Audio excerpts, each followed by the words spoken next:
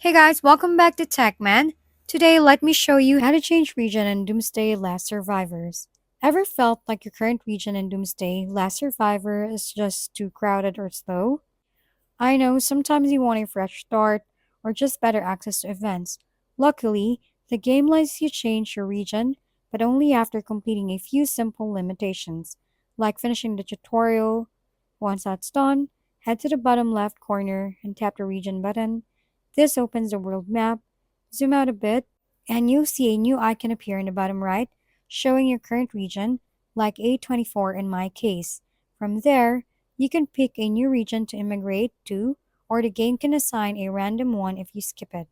You'll need a special item.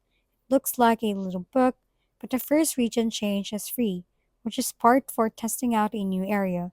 Choosing the right region matters because it affects resource availability, events, and even who you encounter, so it's worth taking a moment to plan before moving.